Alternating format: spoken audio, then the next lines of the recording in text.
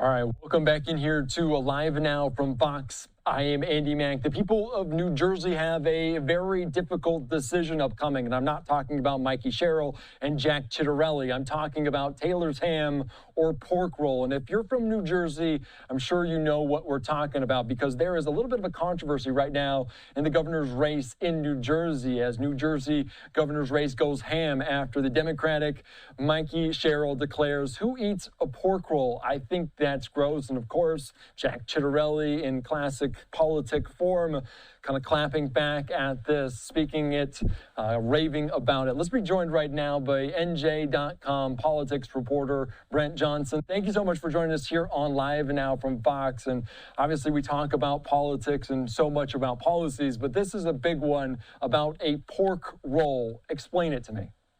Yeah, if you don't know what that is, it's a salty round piece of meat that you put inside of a breakfast sandwich between your egg and cheese.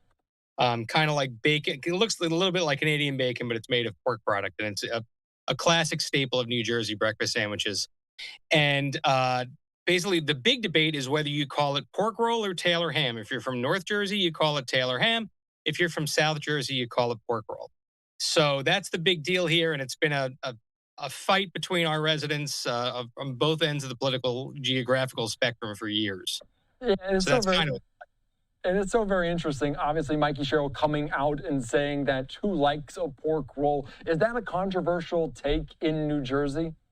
Well, it is a geographical debate. What happened here was, though, part of the clip was shown where she says, "Who eats pork roll? That's gross." What she shared the whole clip and said what she was saying is not that the meat itself is gross. She likes Taylor ham, as she calls it, but the name pork roll is gross. Who wants to eat something called pork roll? Taylor ham is a lot better. And so it's one of these things. There's been a few selectively edited clips in this very tense, very close governor's race. So this is one of those. It's kind of riling up, the geographical divide in the state. That's kind of the idea here. But it goes to show, it also shows how very tense this race is. Yeah, and as you said in your article, it's kind of a food fight. Could this actually sway voters, though?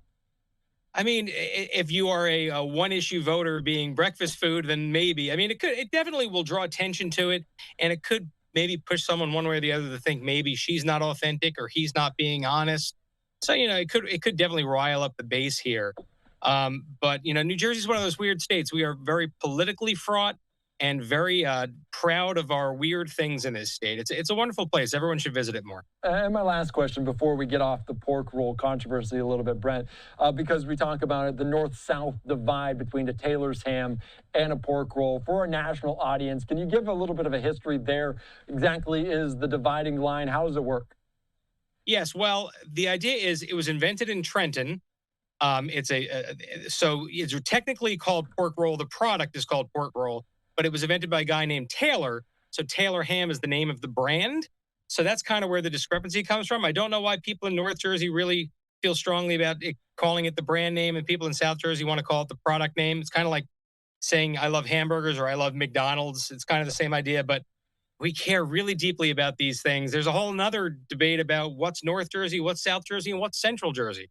So while the rest of us call us the redheaded stepchild of the country, we have our very fierce interstate type situations where we argue about this. Every little community is so passionate about their food. Philly cheesesteak, the deep dish of Chicago, little delicacies like that come to mind. You also mentioned that this is such a close race between Sherrill and Ciattarelli. Can you speak to that? What do the polls show right now, and how are they kind of trading punches down the stretch?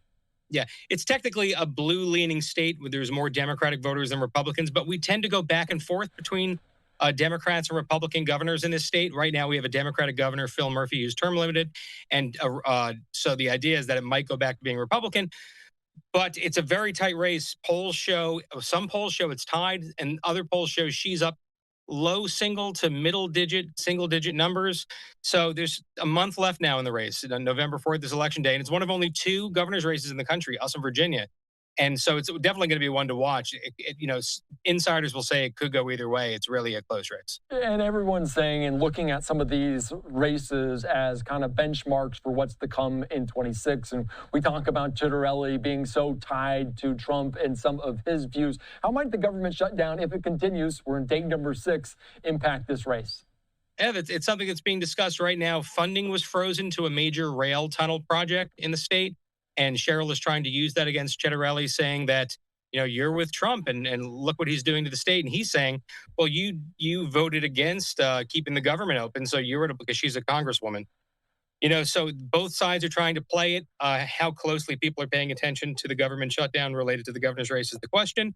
But I guess we'll find out in a few weeks. And down the stretch, kind of play both sides. What does each candidate need to do? What are they kind of leaning on over this last month stretch?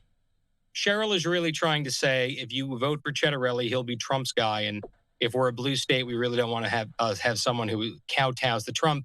He is saying she will be Phil Murphy 2.0, and that taxes and costs are already high in New Jersey. Wait till you see if she gets back in, it'll get even worse.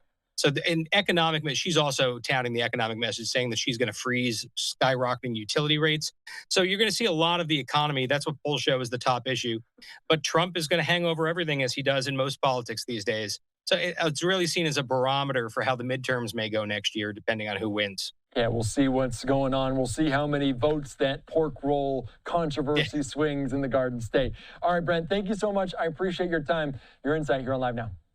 My pleasure. Thank you. All right, thanks so much. All right, great conversation there here on Live Now from Fox about that heated New Jersey governor's race, just one of two across the country, and everyone calling this some sort of a litmus test heading into 2026 and those midterms. The government shutdown obviously looming large over everything going on in the Garden State. I do have a couple of posts here from Jack Ciattarelli, the Republican on the ticket, saying, hey, Mikie, tell me you're not from Jersey without telling me you're not from Jersey. You know what?